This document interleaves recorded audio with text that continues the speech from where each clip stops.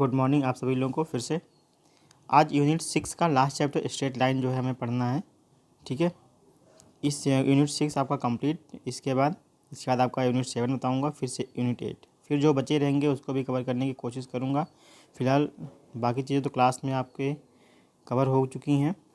ठीक है, तो अब जो है इस लाइन पे आते हैं, स्ट्रेट लाइन। ठीक है, general equation of the straight line. कोशिश यही है कि आप सभी लोग अच्छा नंबर पाएँ। ठीक है, इसमें थ्योरी क्लास रहेगी। अगला वीडियो आपका जो है इसके क्वेश्चन का रहेगा, ऑब्जेक्टिव क्वेश्चन का। इसलिए मैंने अलग अलग कर दिया क्योंकि ज़्यादा लंबा वीडियो हो जा रहा था। थ्योरी अलग कर दिया, ऑब्जेक्टिव क्वेश्चन अलग कर दिया। बिना थ्योरी के आप ऑब्जेक्टिव क्वेश्चन मत पढ़िएगा, नहीं तो समझ में नहीं आएगा बाबू। ठीक है, ये बात ध्यान दीजिएगा। चलिए आते हैं general equation of straight line. General equation of straight line क्या होता है? दो प्लेन हमारे पास हैं, दोनों प्लेन को जो है मान लिया कि जो है हमारे पास we know that the two plane intersect in a line if consider a1 x1 x b1 y plus c1 z plus d1 equal to 0, a2 x plus b2 y plus c2 z plus d2 equal to 0। Question first बना लिया इन दोनों को। ठीक है, as the equation of the plane these two equation taken together represent the curve of intersection of to plane given equation first straight line. अब ये क्या हो जाएगा? स्ट्रेट लाइन के लिए हो जाएगा। ठीक है, चलिए आगे बढ़ते हैं। Symmetric form of the equation of straight line. अभी आपको बताऊंगा, जो नोट करना होगा अभी यहाँ से इंपॉर्टेंट नहीं है, पहले मैं आपको जो थ्योरी बता दे रहा हूँ थोड़ा बहुत। ठीक है, symmetrical form of the equation of straight line to determine the equation of straight line in the symmetrical form whose direction cosine element which passes through alpha beta gamma. एक हमारे पास एक्सिस है, ठीक है, देख रहे हैं एक्स वाई जेड के लिए एक लाइन है हमारे पास। ये यहाँ से यहाँ तक का जो डिस्टेंस है, ये यहाँ से यहाँ तक एक्स है। ठीक है, ये यहाँ से यहाँ तक एक्स माइनस अल्फ़ा है, ये R cos theta alpha angle है। यहाँ से यहाँ ए और बी, ए पॉइंट इसको ले लो, ए बी जो है कोई लाइन है जिसकी जो कितना है, इसको ले लो अल्फ़ा बीटा गामा यहाँ पे।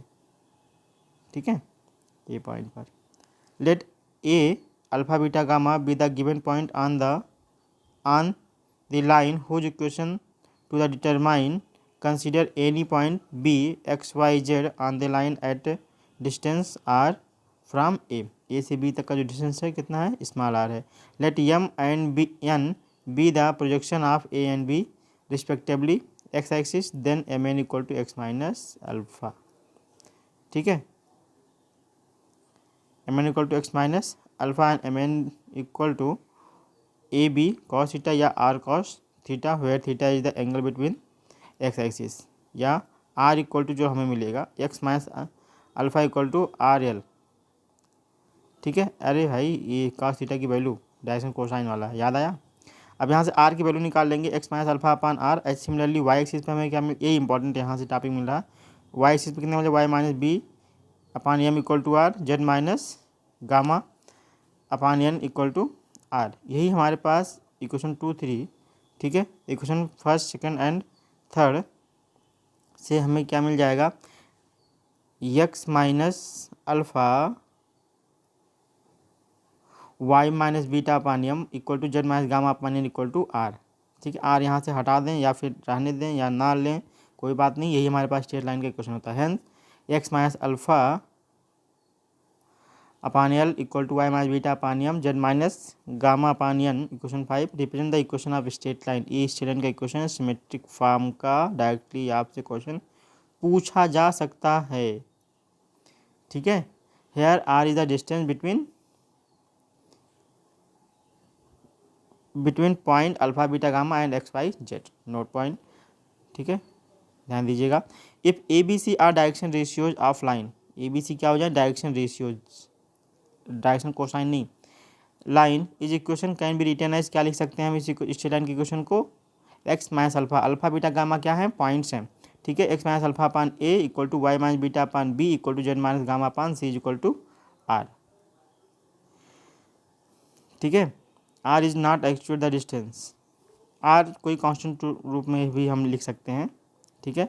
अगर कोऑर्डिनेट पॉइंट्स के इनके जो है वैल्यू निकालने हैं तो coordinate of variable point on the line form the equation for X equal to, अरे भाई इसी को जो इक्वल टू करोगे तो क्या मिलेगा, X equal to alpha plus L R, Y equal to beta plus M R, उधर जाएगा प्लस हो जाएगा, जेड इक्वल टू, यही एक्सिस के रूप में भी मिलते हैं, coordinate any point of the R, Z equal to gamma plus N R the represent the general coordinate of any point lie in the term of R के रूप में।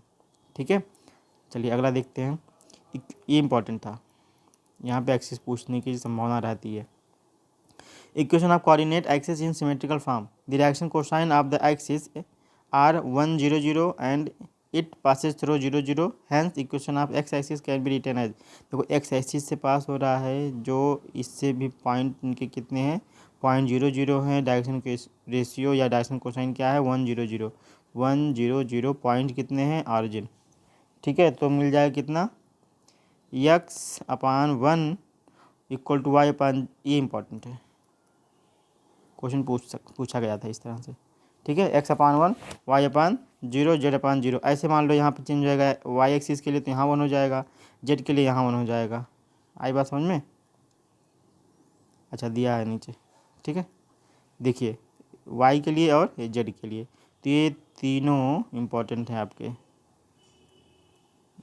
ये तीनों क्या हैं, इम्पोर्टेंट है। ठीक है, जो इम्पोर्टेंट बता रहा हूँ उसको इम्पोर्टेंट तरीके से याद करिएगा। अगला चलते हैं topic. Equation of straight line passing through 2 points, अगर मान लो कि स्ट्रेट लाइन का इक्वेशन है और 2 पॉइंट से पास हो रहा है तो क्या हो सकता है, पहला पॉइंट या दूसरा पॉइंट एक्स में से हम सेपरेट कर देंगे, चाहे पहला पॉइंट और चाहे दूसरा पॉइंट। ठीक है, तो दोनों इक्वेशन ही सही हैं, एक्स माइनस पहला पॉइंट या दूसरा पॉइंट अपान नीचे तो वही रहेगा दूसरा में से पहला। ठीक है, दूसरा में से पहला, ठीक है, क्यों, क्योंकि ये डायरेक्शन रेशियो निकल के आते हैं ना, अल्फा टू डायरेक्शन रेशियो क्या होता था, alpha equal to x2 minus x1 होता था, beta equal to y2 minus y1 होता था। ठीक है, ये आपको बताए थे वहीं पे डायरेक्शन रेशियो वाले चैप्टर में। तो x minus alpha 1 upon alpha 2 minus alpha 1 equal to y minus beta 1 upon beta 2 minus beta 1, Z minus gamma 1 upon gamma 2 minus gamma 1, या देखो ये आर लिखा है, दोनों में से कोई भी अप्लाई कर देंगे तो जो है 2 पॉइंट से स्ट्रेट लाइन का इक्वेशन मिल जाएगा। ठीक है, straight line passing through the 2 points, अगर कोई इक्वेशन हमें निकालना है कि स्ट्रेट लाइन 2 बिंदुओं से पास हो रही हो। ठीक, the equation straight line joining the origin, और अगर मान लो कि ऑरिजिन से जा रहा हो और अल्फा बीटा गामा से, तब क्या हो जाएगा, तब इम्पोर्टेंट नोट करना, अगर ऑरिजिन से जा रहा हो अल्फा बीटा गामा हो उनके डायरेक्शन रेशियोज, तो हो जाएगा X upon alpha equal to Y upon beta equal to Z upon gamma. ठीक है, transformation of straight line from general form to the symmetrical form, let the general form of the equation of straight line be given by, copy pen लेके बैठिएगा, जो important बता रहा हूँ उसको note करते रहिएगा, किसके लिए इंपॉर्टेंट है, नहीं तो खाली बस ये फार्मूला नोट कर लो, किसके लिए इक्वेशन था ये भी नोट करना। ठीक है, पहला पेपर आपका है तो फिर पहले पेपर तक तैयार रहे। ठीक, चलिए ये नहीं इतना इम्पोर्टेंट है, हाँ ये इम्पोर्टेंट आपका ये है, सिमेट्रिकल फॉर्म के लिए जो पॉइंट्स अगर हमारे पास मिल रहे हैं। ठीक है, तो ये जेड एक्सिस अगर 0 होता है तो इसके लिए पॉइंट है, वो भी ज़्यादा इम्पोर्टेंट नहीं लग रहा मुझे। ठीक है, तो तीनों एक्सिस के लिए अगर हमें पॉइंट्स जो मिलेंगे वो इम्पोर्टेंट हमारे पास ये निकल के आएगा।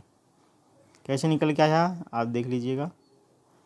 ठीक है, उससे मतलब नहीं, ऑब्जेक्टिव में आप इतना ध्यान मत लगाइए कि थ्योरी है जरूर पढ़ना जरूरी, एकदम से पूरा लाइन टू लाइन है।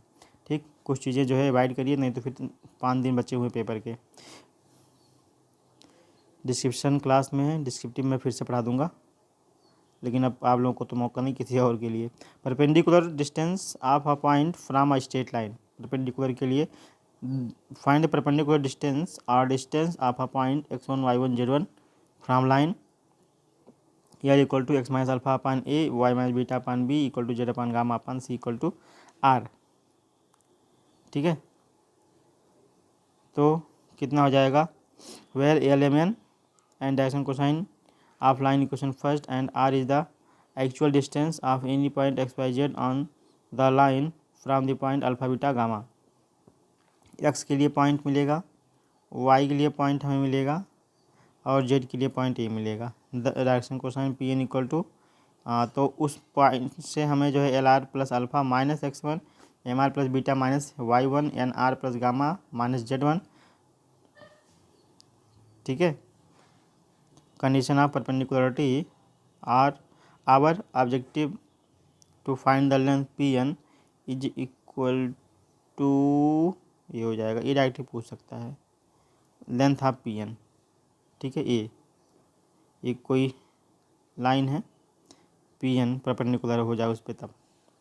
ठीक है। पी एन जो है लेंथ है, जो जीरो बराबर तो कभी होगा नहीं, कुछ ना कुछ तो लेंथ मिलेगा ही और ना ही निगेटिव होगा। ठीक। जहाँ आर की जो वैल्यू है वो क्या है, आर इक्वल टू हमें ये मिलेगा alpha one minus X one minus alpha into R, Y one minus beta into M plus Z one minus gamma into N. ये लाइन इंपॉर्टेंट है, यहाँ से इंटरसेक्शन पॉइंट से क्वेश्चन आपका आता है, ये आप याद रखिएगा, यहाँ से इंपॉर्टेंट टर्म ही दिए गए हैं। ठीक है। Intersection of a plane and straight line, when a line of plane intersect we encounter with three situation. पहला, line totally line of plane, line जो है टोटली जो है लाइन लाई कहाँ करना चाहिए, प्लेन पर। Line and plane are parallel but line does not lie on the plane, does not lie on the plane.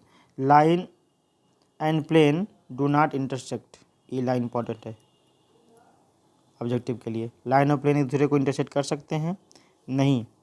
ठीक है। कब, जब line and plane are parallel but line does not lie on the plane. ठीक है। Line and plane intersect a single point, line and plane सब line, इसका point ही important है। Line and plane intersect a straight single point, line intersect plane at a point and perpendicular to plane. Let the equation of given plane, एक plane का equation लेंगे plane का equation लेंगे और एक लाइन का इक्वेशन लेंगे। लाइन का इक्वेशन हमारे पास हो जाएगा L equal to x minus alpha equal to Y minus beta upon M equal to Z minus gamma upon N. Element आपके डायरेक्शन कोसाइन है। Now coordinate of any point, जो मैं आपको बता ही रहा हूँ, अरे भाई यहीं कुछ मान लो तो ये हो जाएगा उसके लिए L R plus alpha M R plus beta N R plus gamma. If this point lie on the plane, अगर प्लेन में लाई कर रहा है तो जो प्लेन का इक्वेशन है a x plus b y plus c z plus D equal to zero में एक्स की वैल्यू, वाई की वैल्यू और ए जेड की वैल्यू पुट कर दो। पुट करने के बाद हमें क्या मिलेगा, ये वाला इक्वेशन मिल जाएगा। इक्वेशन जब मिलेगा तो हम मल्टीप्लाई करेंगे, आर में जो है एक इक्वेशन बनाना चाहेंगे तो आर इक्वल आर में इतना बना, बाकी ये इतना कांस्टेंट हो रहा तो इस पूरे को उस तरफ कर देंगे, माइनस कॉमन ले लेंगे, माइनस कॉमन ले लेंगे तो आर की जो वैल्यू आएगी ये आएगी। इसको याद रखना ना, आर की वैल्यू डायरेक्टली आप अगर याद रहेगा तो ऑब्जेक्टिव क्वेश्चन सॉल्व करने में आपको प्रॉब्लम क्रिएट नहीं होगा। ठीक है। Following the cases, A L plus B M plus C N equal to zero, A alpha plus B beta plus C gamma plus D equal to zero. Equation 6, show that alpha beta gamma lie on the plane first. Equation 5, show line second is parallel to plane first, thus both conditions simultaneously show that line 2 totally lie on a plane। ठीक है। इसको पढ़ लेना और important लगा लेना कब कब क्या होगा। एक कंडीशन, दूसरा कंडीशन, ठीक है, ये तीसरा कंडीशन यहाँ पे हमें बताने की ज़रूरत नहीं है। परपेंडिकुलर के लिए आपको मैंने प्लेन के लिए बताया था कि l upon A equal to m upon B equal to n upon c. जो स्ट्रेट लाइन के हैं terms, equation of plane through given line, ये चीज़ हो सकता है important. Equation of a plane through a given line, let the equation of given line, equation first. क्या सुबह सुबह की जमाई बहुत ज़्यादा आ रही है, क्या बात है, ईद नहीं पूरा हुआ है ना। As the plane passing through a given line, it will also pass through the point alpha beta gamma because this point lie on the given line. The equation of any plane passing through alpha beta gamma x की value plane का equation निकाले, find किया हमने, ठीक है। इसके बाद जो वैल्यू हमारे पास आएगी the equation of plane passing through the line, the equation of plane passing through the line, ये इम्पोर्टेंट है,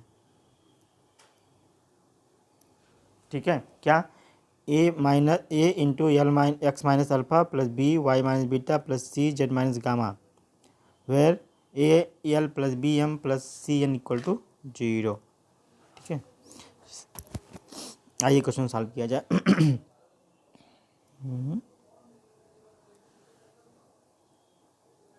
find the symmetric form of the line, दो इक्वेशन दिए गए हैं, एक इक्वेशन आपका ये है, एक इक्वेशन आपका ये है, ठीक है। Let element be the direction cosine of the line since line is the both given plane it is perpendicular to the normal to the given plane. देखो एक्स वाई जेड के स्थान पे एलिमेंट रख दो दोनों इक्वेशन में, तो हमारे पास दो इक्वेशन मिल जाएंगे। इनसे कंपेयर कर लो बजवनखंड विधि, इसको हम जब लेंगे तो इसका मल्टीप्लाई इसके साथ होगा, इनके साथ होगा, फिर इसको लेंगे तो इनकी मल्टीप्लाई इनके साथ और इनके साथ हो जाएगी, इसको लेंगे तो इनका मल्टीप्लाई होगा, तो एलिमेंट की वैल्यू यहाँ पे आ जाएगी हमारे पास। अरे बजवनखंड विधि या फिर क्रॉस मल्टीप्लिकेशन अप्लाई कर लो, एल एम एन की वैल्यू आ जाएगी, ठीक है। तो यहाँ कोई कांस्टेंट हम ले लेंगे, ठीक।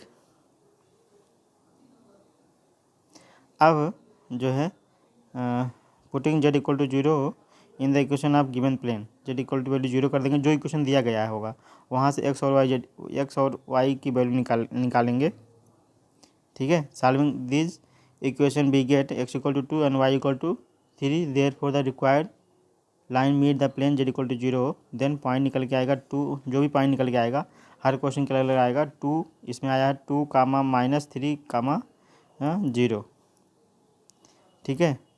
Bye question first second we get the equation of straight line, तो जो पॉइंट निकल के आएगा एक्स वाई वाला वो हम यहाँ पे पुट कर देंगे अल्फा बीटा गामा के स्थान पे, और जो एलिमेंट की वैल्यू आई है वो एलिमेंट की वैल्यू हम यहाँ पे रखेंगे, तो वही हमारे पास ये क्या हो जाएगा, सिमेट्रिकल फॉर्म का स्ट्रेट लाइन का इक्वेशन, सिमेट्रिक फॉर्म का स्ट्रेट लाइन का इक्वेशन आ गया। कैसे करेंगे पता है ना, पीछे चल के दिखाएं। देखो पहला काम क्या करना है कि दोनों इक्वेशन में एलिमेंट की एक्स वाई जेड के स्थान पे एलिमेंट की वैल्यू रख देंगे। एलिमेंट की वैल्यू रखने के बाद एल एम एन की वैल्यू हम निकालेंगे, ठीक है। एलिमेंट वैल्यू निकालने के बाद चाहे एक्स एक्सिस चाहे वाई एक्सिस चाहे जेड एक्सिस को हम 0 कर लेंगे, किसी भी एक्सिस को 0 करने के बाद वहाँ से हम एक्स वाई जेड की वैल्यू निकाल लेंगे। एक्स वाई जेड की वैल्यू निकालने के बाद फार्मूला क्या होता है, एक्स माइनस अल्फा अपान ए, तो एक्स माइनस अल्फा के स्थान पे जो है जो पॉइंट हमारे पास जो 0 करके निकाले रहेंगे उसको हम रखेंगे ऊपर वाले में, ठीक है। सिंपली लैंग्वेज में बता दे रहा हूँ, और ये आपका जो एलिमेंट की वैल्यू निकला है वहाँ पे हम पुट कर देंगे, ठीक। सेम यहाँ पे कह रहा है find the equation of the line through the point 1 2 3 parallel to the line, इस लाइन के पैरेलल है ये वाला पॉइंट, ठीक। पहला काम जो इक्वेशन दिया गया पहले उसको आप नोट करें, तो डिस्क्रिप्टिव हमें सॉल्व नहीं करना है। दूसरा काम क्या बताया था मैंने कि जहाँ एक्स वाई जेड है वहाँ पे हमें एलिमेंट रखेंगे, एलिमेंट रखने के बाद एलिमेंट की वैल्यू निकालेंगे। एलिमेंट की वैल्यू निकल गई यहाँ पे, एल की वैल्यू -3, एम की वैल्यू 5, एन की वैल्यू 4, और फिर एक्स वाई जेड की जो वैल्यू हम निकालते वो यहाँ पे पहले से हमारे पास दे रखा है,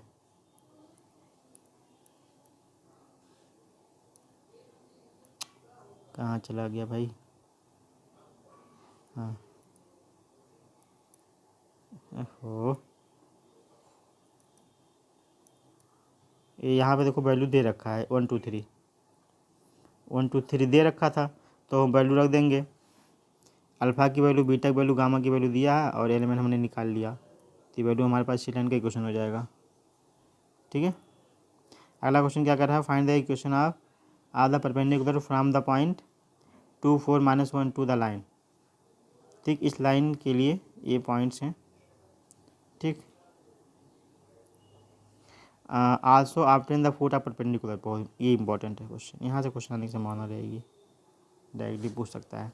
पहला काम जो दिया गया है गिवन इसके अपान में कुछ नहीं दिया, इसको अपान 1 मान लो। अब ये क्वेश्चन तैयार होकर आ गया, यहाँ से एक्स वाई जेड की वैल्यू निकाल लो, एक्स वाई जेड की वैल्यू जो निकल के आएगा वही पॉइंट होगा, ठीक। अब यहाँ पे जो वैल्यू निकल के आ गई है, let P N the perpendicular 2 4 -1 के लिए, जिस पॉइंट के लिए कह रहा है, ठीक है। इस पॉइंट से जो है अब आर वाले में क्या करोगे आप,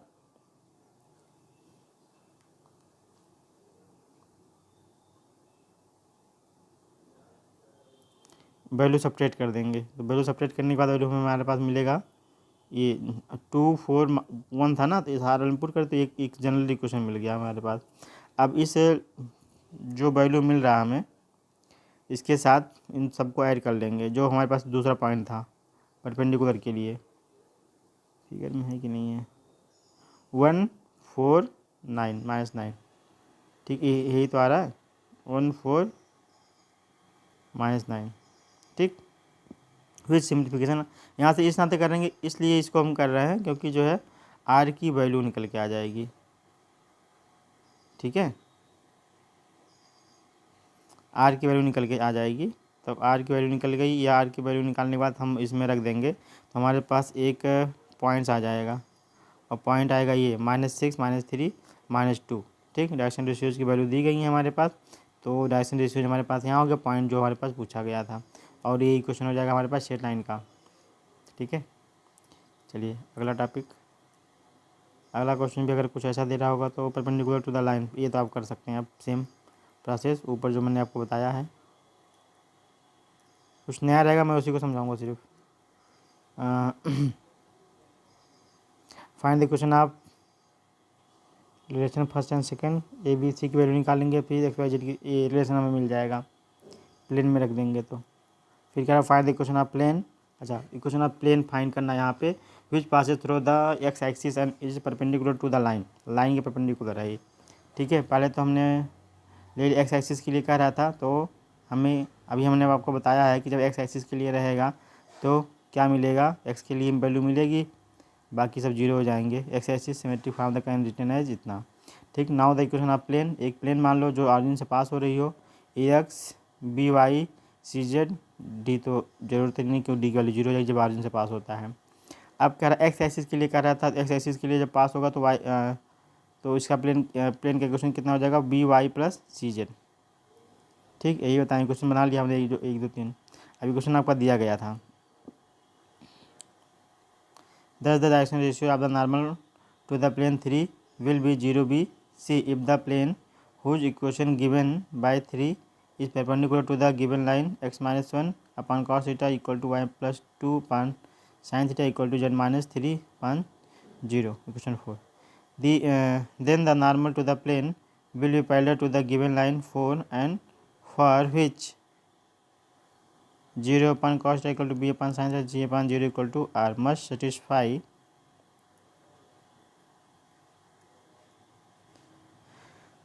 b की वैल्यू आ जाएगी, सी की वैल्यू आ जाएगी यहाँ से, ठीक है। आर कॉस थीटा की वैल्यू जीरो, तो आर की वैल्यू जीरो, कॉस थीटा की वैल्यू जीरो, आर की वैल्यू जीरो, बी की वैल्यू जीरो, सी की value zero. Lie the equation of 3 plane does not exist, plane ही एग्जिस्ट नहीं करेगा तो फिर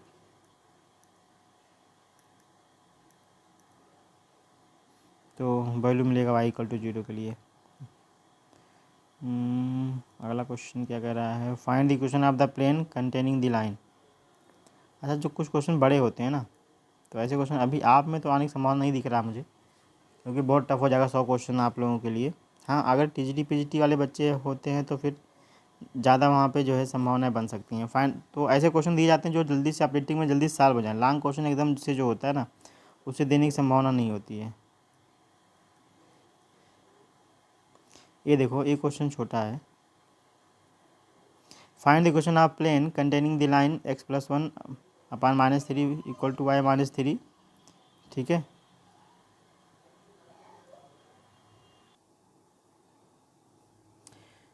find the equation of plane in containing the line x plus 1 upon -3 equal to y -3 upon 2 equal to z plus 7 at the point, किसी point के लिए, ठीक है।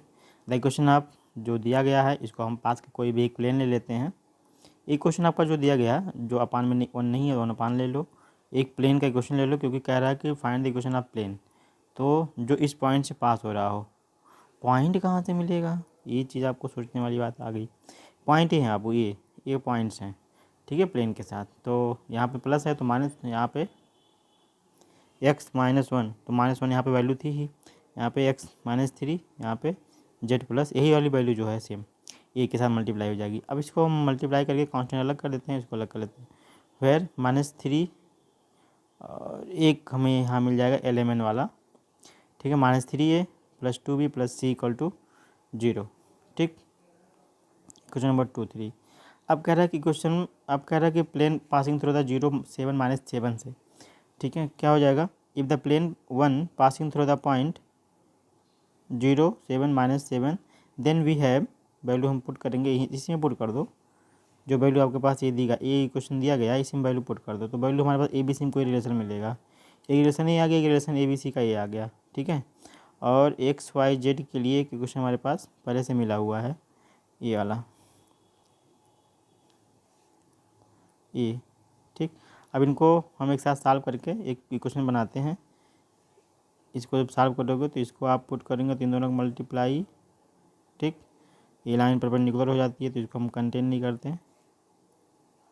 अब हमारे पास एक इक्वेशन आएगा और जो इक्वेशन हमारे पास आएगा वही इक्वेशन किसका हो जाएगा, प्लेन का हो जाएगा, ठीक है। Find the perpendicular to the given straight line equal, important नहीं लग रहा है, इस साल के लिए इम्पॉर्टेंट नहीं लग रहा क्योंकि अभी आपको ज़्यादा नहीं, पहली बार दूसरी बार एग्ज़ाम है, ज़्यादा आने की संभावना नहीं है, यहाँ तक इतने बड़े बड़े क्वेश्चन नहीं दिए जाएंगे। ये वाला क्वेश्चन हो सकता है पॉइंट पूछ सकता है, direction question of the PN के लिए, तो इसको आप देख लीजिए, ठीक है। एक क्वेश्चन है फाइंड दी, वही वाला question, find the length of the perpendicular from the given point 1 -2 3 on the straight line through 2 -3 5 which equal angle with the axes. बहुत लंबा चैप्टर है, इसने थोड़ा जल्दी में निपटाना चाह रहा था लेकिन बढ़ता ही जा रहा है। अब इसको एलिमेंट के रूप में मान लिया इक्वेशन फर्स्ट, ठीक। दूसरा मैं मान लेता हूँ इसमें जो दूसरे पॉइंट के लिए है, एलिमेंट इक्वल टू एक समान मान लिया, इक्वल पॉइंट के लिए कह रहा था। द कोऑर्डिनेट एक्सेस, यहाँ से कोऑर्डिनेट निकल के आ जाएगा, कोऑर्डिनेट में जो है जो पॉइंट दिए गए उसको सब्ट्रैक्ट कर देंगे, आर में रिलेशन बनेगा, इन आर को जो है हम क्या करेंगे, इस पॉइंट के साथ हम ऐड कर लेंगे 1 1 जो सिमिलर वाले हैं, तो वहाँ आर की वैल्यू आ जाएगी, आर की वैल्यू जो आएगी उसको हम वैल्यू क्या करेंगे, उस पी एम वाला जो फार्मूला था, पहला पॉइंट माइनस दूसरा पॉइंट में हम वैल्यू पुट कर देंगे, जो हमारे पास आएगा वही हमारे पास क्या आएगा, length of perpendicular from the straight line का जो इक्वेशन मैंने आपको फार्मूला लिखाया भी था, ठीक है। इसलिए बताया कि जल्दी से ये निकल सकता है, आ भी सकता है ये question. Prove that the line parallel to the, नहीं ये इतना लंबा क्वेश्चन देने की संभावना नहीं है इस बार, देखो देने तो कुछ भी दे सकते हैं लेकिन एक अनुमान लगाते हैं, ये क्वेश्चन इंपॉर्टेंट है, ये वाला मोस्ट इम्पॉर्टेंट है कि एक प्रूव दैट नहीं बोलेगा कि एक लाइन है ये वाली जेड के लिए और ये है, ठीक है, तो परपेंडिकुलर फ्रॉम इतना बराबर किसके होगा, तो इतना बराबर किसके लिए होगा, -1 के, ये चीज़ डायरेक्टली आप याद रख लीजिएगा, ये बराबर किसके होगा, -1 के लिए, -1 a dash plus b c c dash, ठीक है। और नहीं प्रूव नहीं कराऊंगा मैं, ये इम्पोर्टेंट था उतना, ये तो प्रूव किया है, ये तो आपको कराया गया। अच्छा हाँ, ये चीज़ याद कर लेना, याद ना करना, इसको समझ लेना क्या कि the equation of the plane which passes through the Z axis is perpendicular from, ये हो जाएगा इज इसके लिए, ठीक है। ये डायरेक्टली आप याद रख कर लेना, ठीक। सब नहीं याद करने के लिए कह रहा हूँ, कुछ ही चीज़ें हैं याद करने के लिए, जो इक्वेशन फाइंड करने के लिए कहेगा उसको तो आप फाइंड करेंगे ही, ठीक है, क्योंकि जो थ्योरेटिकल टाइप में है वो तो आपके लिए एक अलग चीज़ें हैं। इक्वेशन ऑफ लाइन, हाँ ये चीज़ आप याद कर लीजिए, the equation the plane through the line, एक लाइन है तो पैरेलल के लिए क्या होगा, पैरेलल के लिए हो जाएगा parallel to the line x upon L dash equal to Y upon M dash equal to Z upon N dash, ठीक है।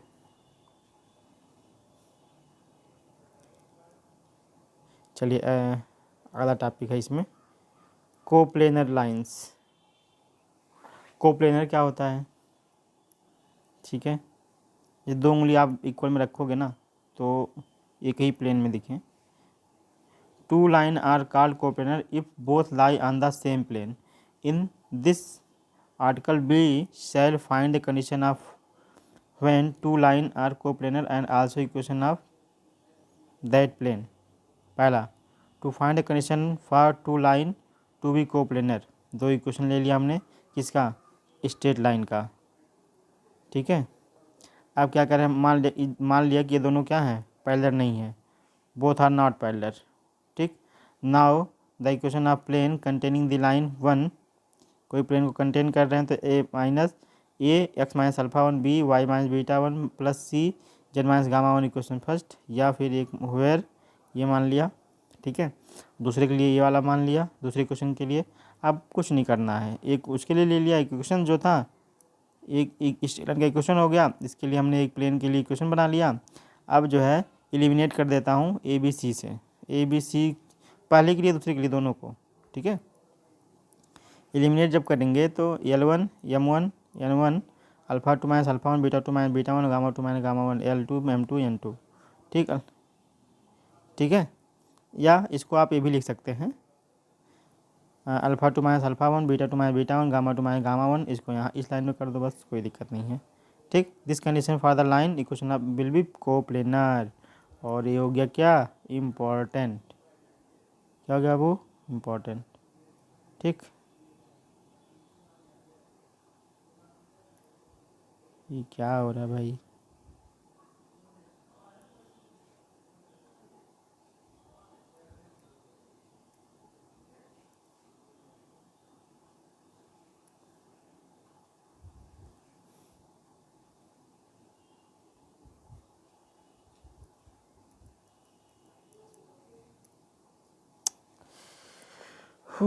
हो मामला गड़बड़ हो गया थोड़ा सा, ये जो है कर्सर ना हट नहीं रहा है।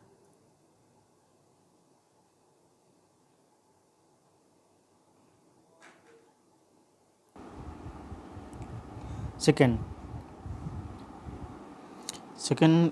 क्या कह रहा है, to find equation of plane containing first and second. अरे क्या हो गया, first and second, the equation of plane containing first second limiting A B C. ये देखो यहाँ पे दूसरा मिलेगा, उसको याद कर लेना, इसको भी याद कर लेना। एलिमिनेट करेंगे वैल्यू को तो हमें मिलेगा क्या, ये वाला। ठीक है, ये कब के लिए कंडीशन होता है,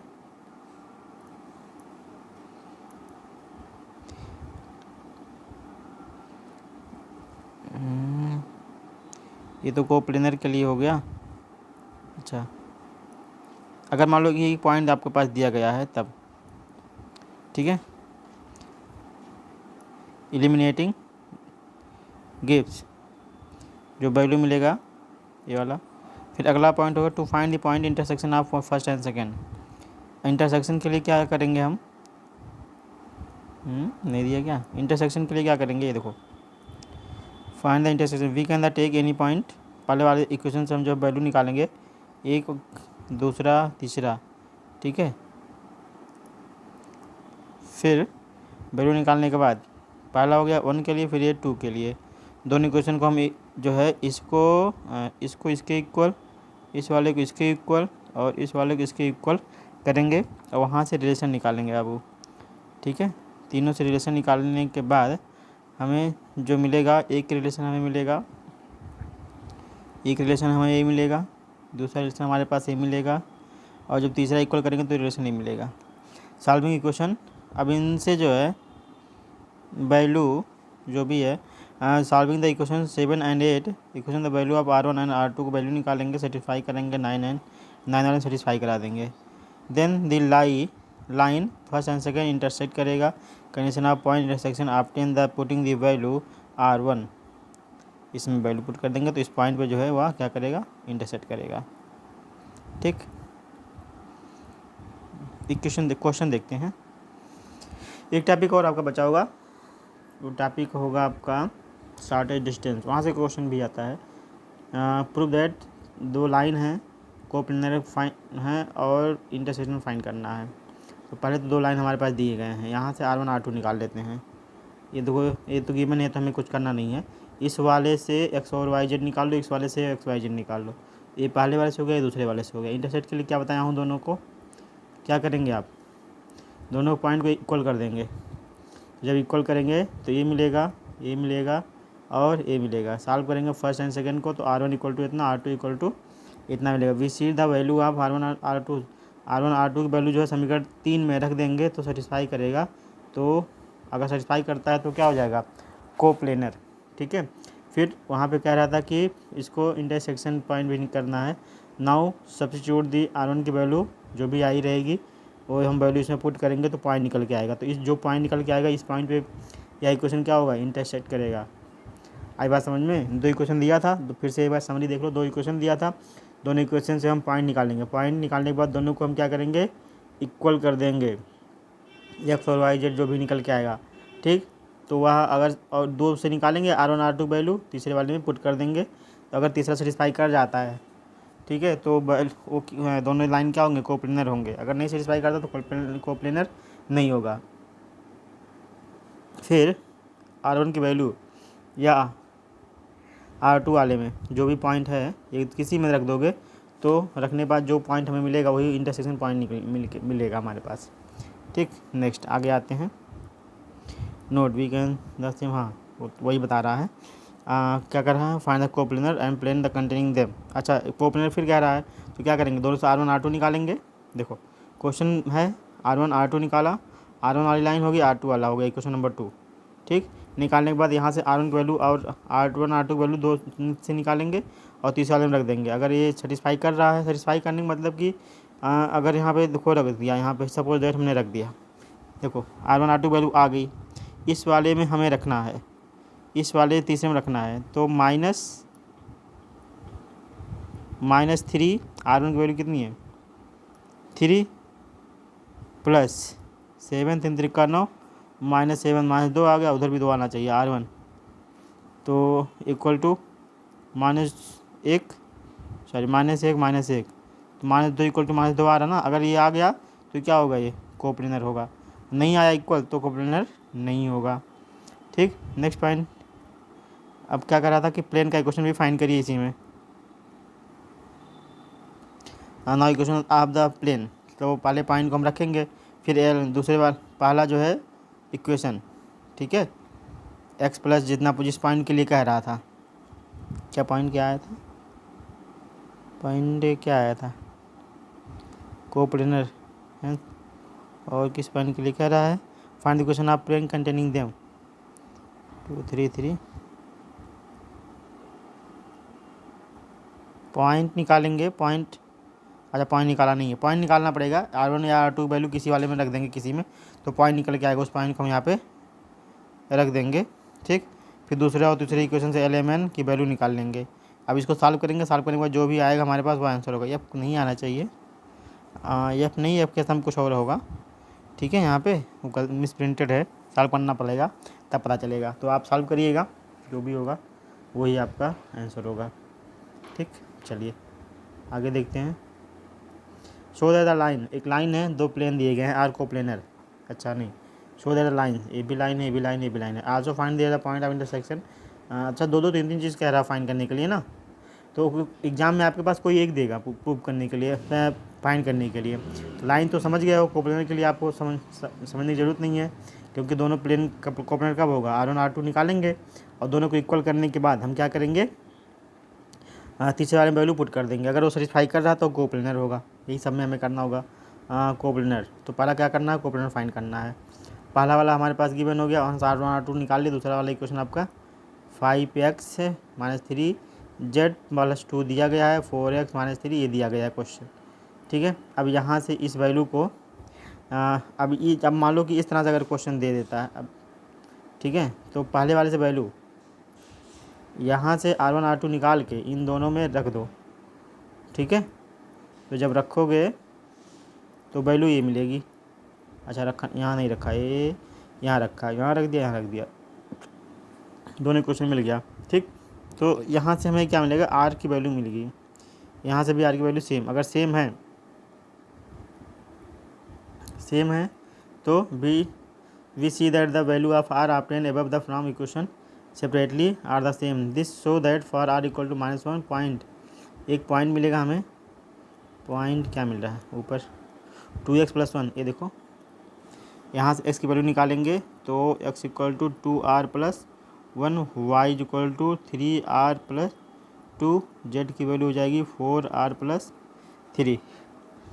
ठीक ठीक है, चलिए आगे देखते हैं। क्या हो गया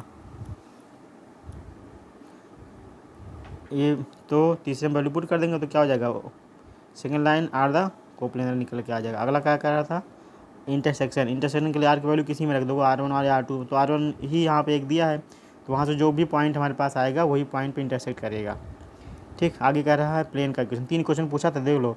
ये इंपॉर्टेंट क्वेश्चन कह दे रहा हूँ मैं पहले ही, इसको इंपॉर्टेंट दे दूँ ताकि आप लोग जो है इसे विशेष तौर पे देखिएगा, क्योंकि इसमें 3 टॉपिक आपके क्लियर हो रहे हैं। ठीक है, इसमें से कोई एक टॉपिक पूछेगा और कोई भी बड़ा नहीं है, सब एक लाइन में 2 लाइन में सॉल्व भी हो जाएंगे अगर आप चाहेंगे तो।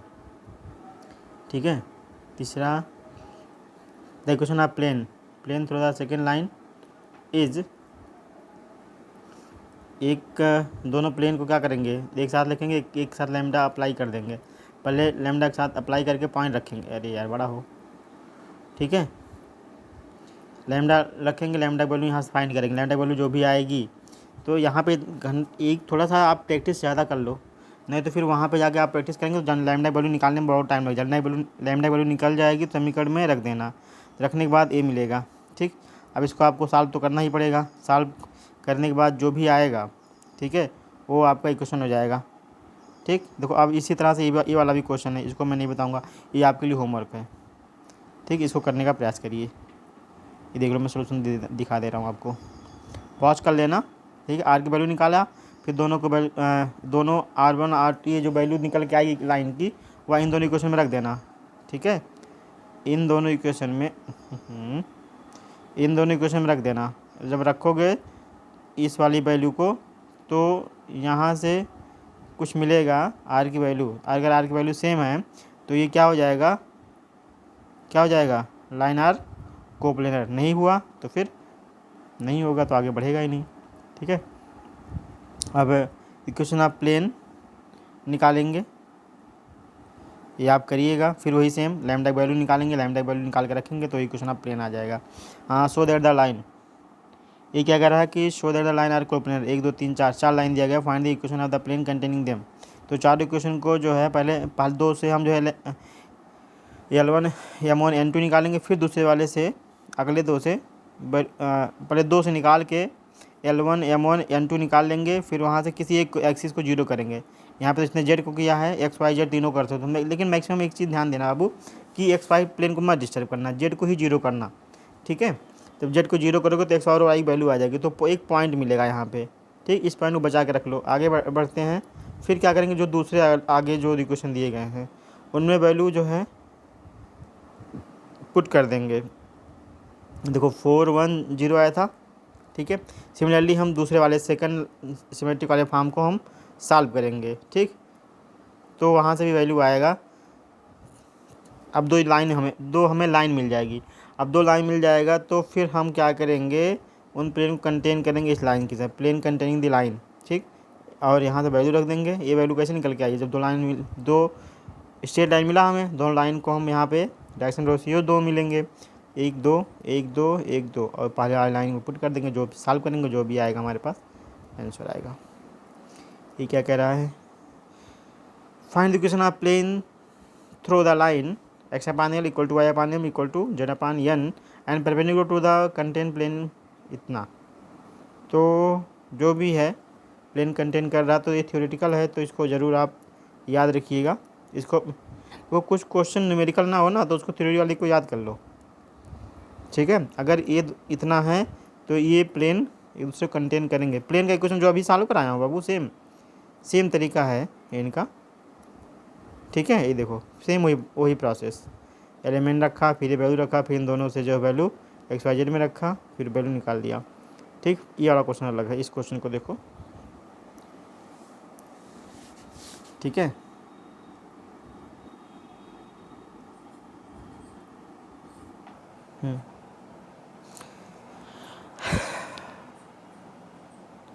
a line with direction cosine proportional to 2 7 minus 5 is drawn intersect the line x minus 5 upon 3 equal to y minus 7 upon minus 1 equal to z plus 2 upon 1 and इतना। ठीक है, find the coordinate of the point intersect and intercept on it. तो वही पुराना काम, पहले line आपके पास दो दिया गया है, दोनों लाइन को लो और एक के साथ R1 मानो, एक के साथ R2 मानो, वैल्यू निकालते हैं R1 R2 का।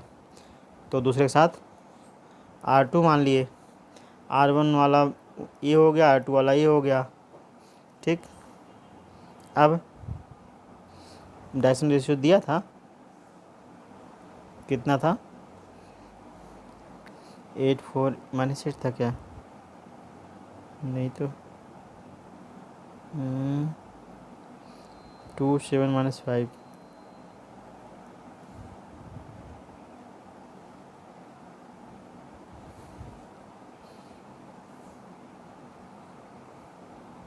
Direction ratio of the line R1 के साथ कितना है,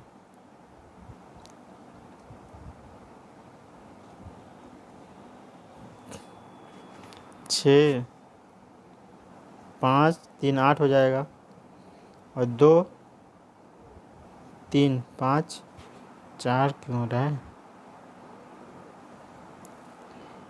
ये 4 है, उधर कितना है,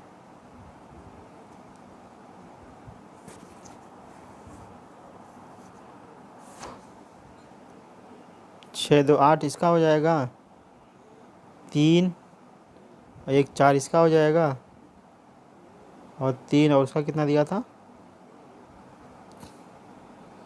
इसका 3 है तो उसका कितना था, 12। ना कुछ मिस प्रिंटेड लग रहा है मुझे, अच्छा नहीं है, ये देखो दोनों पॉइंट के साथ जो है 5, इन वैल्यू को 8, इनको सॉल्व करेंगे, 4 में 7 में से 3 घटेगा, ये +8 हो जाएगा, ये 4 हो जाएगा, ये 6 8 हो जाएगा। हाँ, तभी मैं कहाँ से आ गया वैल्यू, तो ये वैल्यू हो जाएगी यहाँ पे, दोनों में रिलेशन 3R प्लस, इन दोनों को घटाओ, इसको घटाओ, इसको घटाओ, इसको मिलेगा तभी ये इतना मिलेगा। ठीक है, अब क्या करेंगे, जो पॉइंट दिया गया है, ठीक, बड़ा direction question of the line, अब इनके अपान में कर देंगे। अब इनके अपान में करने के बाद इनको हम जो है किसी के इक्वल करके वैल्यू फाइंड करेंगे। ठीक, दो वैल्यू को इक्वल करके R1 R2 में रिलेशन निकालेंगे। सबसे अच्छा है कि इनको इक्वल कर दो या फिर इनको इक्वल कर दो, दोनों से रिलेशन मिल जाएगा। R1 R2 की वैल्यू हम फाइंड कर लेंगे। R1 R2 की वैल्यू फाइंड करने के बाद ही हम कुछ कर सकते हैं। R1 R2 की वैल्यू आ गई तो हमारे पास पॉइंट आ जाएगा। पॉइंट क्या क्या आया, एक ही पॉइंट दे रहा है, अच्छा एक पॉइंट यहाँ आया, 2 पॉइंट आ गए, एक पॉइंट ये हो गया, एक पॉइंट ये हो गया। अब यहाँ से PQ निकाल लो, 2 - 0 8 - 1 3 - 2, तो जो भी वैल्यू आएगा वो लेंथ ऑफ द इंटरसेप्ट आ जाएगा। कहाँ पे जो है उसकी लंबाई कितनी होगी जो इंटरसेप्ट कर रहा है। ठीक है, अगला क्वेश्चन है find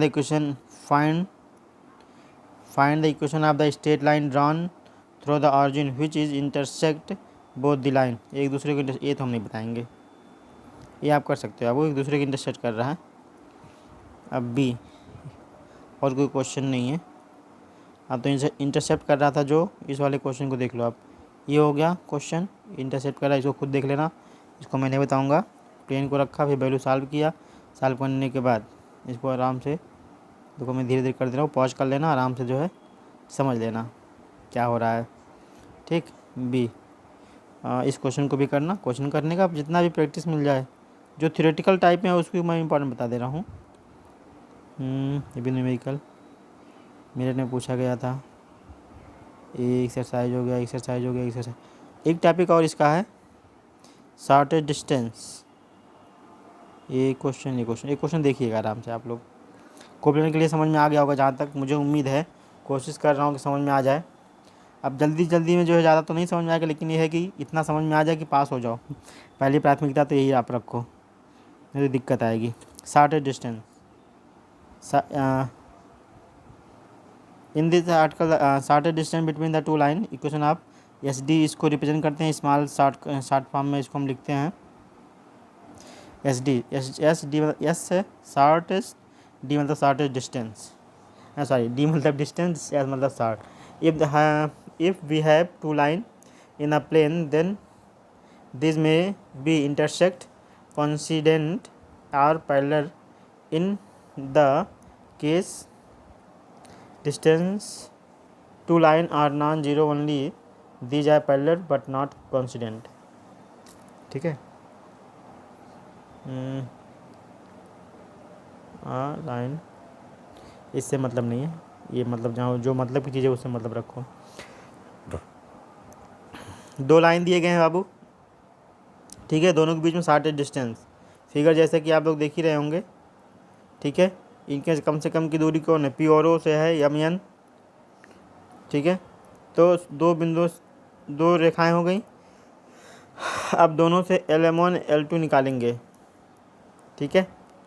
perpendicular since L1 L2 perpendicular L2 से perpendicular to condition the proportionality, we have to the equation corresponding to L perpendicular to L1 L perpendicular to L2। After solving these equation we get R1 and R2, जो मैंने पुराना solve करने के लिए आपको बताया था, R1 R2 corresponding to point A and B। From this value R1 and R2 be can find the AB with the help of this coordinate we are able to find length of the equation symmetric form. हाँ चलो, ये तो अपना book वाला language है। अब यहाँ पे दो चीज़ आप याद रखिएगा, this method is useful to the symmetric form, this after the alternating method. अच्छा चलो कोई बात नहीं। ये देखो यहाँ पे क्वेश्चन दिया गया, length of shortage distance find करने के लिए कह रहा है कि दो हमारे पास इक्वेशन है, ठीक है, दो इक्वेशन हमारे पास दिए गए हैं। मेरा तो हाथ दर्द करने लगा। Find the length of the equation common perpendicular shortage distance, या कॉमन परपेंडिकुलर कह दे या फिर शॉर्टेज डिस्टेंस कह दे, दोनों चीज़ सेम समझिएगा। देखो यहाँ पे दे दिया है, बहुत अच्छा है।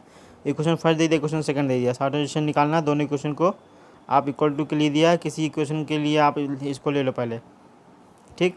पहले से एलिमेंट मिल जाएगा ना, लिखा भाई L M N L M N, दूसरे से पहला हो गया दूसरा हो गया, ठीक। अब इसको सॉल्व किया जाए, इसको सॉल्व करेंगे, एलिमेंट की वैल्यू निकालेंगे, ठीक है। रेशियो प्रोपोर्शनल का रूल होता है ये, L square M square N square वाला, ठीक। तो ये इसके बराबर, ये इसके बराबर, ये इसके बराबर, ये कैसे आया है ना, तो इसका स्क्वायर इसका स्क्वायर इसका स्क्वायर की वैल्यू 1 होती है, नीचे वाले का स्क्वायर कर लेंगे हम, तो वैल्यू जो भी आएगी। अब यहाँ से इसको कंपेयर करने हमें जो है दिक्कत नहीं आएगी, जल्दी से एलिमेंट की वैल्यू आ जाएगी। तो एल की वैल्यू आ गई, एम की वैल्यू आ गई और एन की वैल्यू आ गई, ठीक। Then the given equation straight line the point, तो एलिमेंट की जो पॉइंट्स जो भी इक्वेशन में दिया गया है, पॉइंट हमारे पास ये दिए गए हैं, first and second. Length of the shortage distance is equal to, ये वाला माइनस इससे, ये वाला माइनस इससे, ये वाला माइनस इससे, और पास में क्या हो जाता है, L1 L M और ये N होता है, ठीक। तो इनको जब सॉल्व करते हैं जो आता है वही हमारा क्या कराता है, शॉर्टेज डिस्टेंस लेंथ, ठीक। चलिए, equation of shortage distance, shortage distance का इक्वेशन कैसे निकालेंगे, R1 R2 जो निकाले थे वैल्यू, रेशियो के वैल्यू को 6, 15 और 3 लिख देंगे, अरे मतलब दिया गया है पॉइंट्स, ठीक है। If P Q is the shortage distance between the given line, then is perpendicular to the both first and second, find B must. बहुत लंबा चैप्टर है। अब यहाँ से R1 R2 में रिलेशन बनाएंगे, ठीक है। फिर आगे जो है R1 R2 को सॉल्व करेंगे, R1 R2 की वैल्यू निकालने के बाद हम इक्वेशन में रख देंगे इस वाले में, ठीक है। ये इसको ऐसे और ऐसे कर लो, ज़्यादा समझ में आएगा। ये वाला हो गया लाइन, इन 3 और 7 इनको सम किया गया है, इनके डिफरेंस को, x minus 3/2, y minus 8/5, z minus 3/1। Length of the shortage distance P Q, ये माइनस 3 माइनस इतना, पहला वाला माइनस दूसरा वाला फिर तीसरा वाला, दोनों सॉल्व करेंगे जो भी हमारे पास आएगा।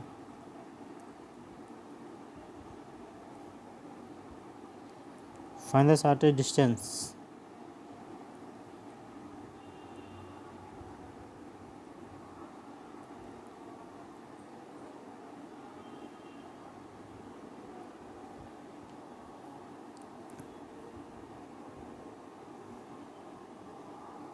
ऑरिजिन से जानने पर ही हो जाएगा। ठीक है, अगर दो इक्वेशन है, दो प्लेन इक्वेशन है इस तरह से, अगर दो प्लेन है फाइंड द शॉर्टेस्ट और लाइन प्लेन की तरह हो, ठीक है, तब कैसे आप फाइंड करेंगे? डायरेक्टली आप वैल्यू इसमें पुट कर दीजिएगा, इस वाले में।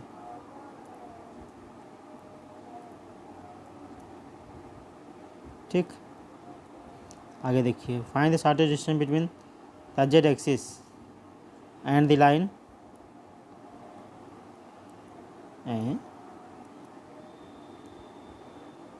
फिर वही क्वेश्चन सेम ऊपर जो लिखे हैं, डायरेक्टली ये चीज़ याद रखना, ये जो फार्मूला है इसी पे काम आ जाएगा ये वाला। ठीक, ये देखो यहाँ पे लिख दिया है। चलो अगला क्वेश्चन, ये क्या कह रहे हैं? फिर शॉर्टेस्ट डिस्टेंस, ये वाला इम्पोर्टेंट है, इसको डायरेक्टली आप याद कर लो, ऐसे ना। ठीक है, show that the equation of containing the x upon a y upon b z upon c equal to 1 and x equal to 0 and parallel to the line x minus a minus z upon c equal to 1 and y equal to 0। फिर अच्छा यहाँ पे x नहीं था, जो नहीं रहेगा उसका वो 0 हो जाएगा, तब जो है डिस्टेंस कितना आ जाएगा? ये आ जाएगा। ये डायरेक्टली आपके पूछा जाएगा, वो डायरेक्टली पूछा गया है, पिछले ऑब्जेक्टिव में शायद था, ये पेपर में इन्होंने लिखा नहीं है, तो इसको डायरेक्टली याद करना। D to the power -2 equal to a या 1/d square equal to 1/a square plus 1/b square plus 1/c square भी दे सकता है question.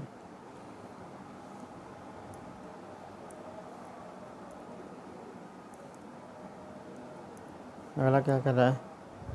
Find the image of, अच्छा इमेज तो मैं image of the point in the plane. अगर plane से इमेज के लिए मैंने कल बताया था ना, पहले आप जो है प्लेन में जो है वैल्यू पुट करेंगे, प्लेन वाले में जो है वैल्यू लाइन के लिए बनाएंगे, लाइन के लेने के बाद R1 R2 बनाने के बाद फिर वैल्यू रख देंगे तो वैल्यू आपका आ जाएगा। वहाँ पे मैंने क्या बताया था कि प्लेन वाले में वैल्यू रखने के बाद alpha minus point is equal to जो भी आया रहेगा 1/2, फिर वही पॉइंट बीटा के साथ, फिर वही गामा के साथ करना था।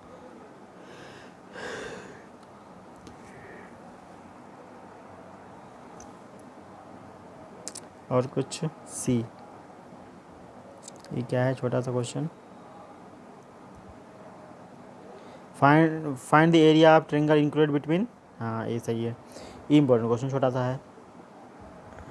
ठीक है, तो पॉइंट्स इनका है इंटरसेप्ट द कोऑर्डिनेट एक्सेस। अगर कह दिया कोऑर्डिनेट एक्सेस के लिए, तब आपका ये पॉइंट 500, B050 एंड C005 हो जाएगा। तब वैल्यू निकाल लेना। AX के लिए क्या हो जाएगा? 1/2 5 × 5। AY के लिए निकालना, AZ के लिए हो जाएगा। फिर जब निकल जाएगा तीनों एरिया को, तो फार्मूला होता है एरिया का फार्मूला, एरिया ऑफ ट्रायंगल आप नोट कर लीजिएगा आप। ठीक है, एरिया ऑफ ट्रायंगल का फार्मूला ही होता है AX square plus AY square plus Z square, जितना भी आया सबको लगा देना, जो आएगा सो आंसर। अगला एक्सरसाइज में कोई क्वेश्चन इंपॉर्टेंट हो, क्वेश्चन तो सारे इंपॉर्टेंट है पर आने चाहिए, सब सारे डिस्टेंस निकालना है, इसको आप लोग निकालिएगा। चलिए ऑब्जेक्टिव पे आते हैं, तो ऑब्जेक्टिव आपकी दूसरी क्लास में मैं प्रोवाइड करता हूँ, यहाँ थ्योरी पढ़ लीजिएगा तभी ऑब्जेक्टिव समझ में आएगा। ठीक है, चलिए आज की क्लास बस इतना ही, मिलते हैं नेक्स्ट वीडियो में, धन्यवाद।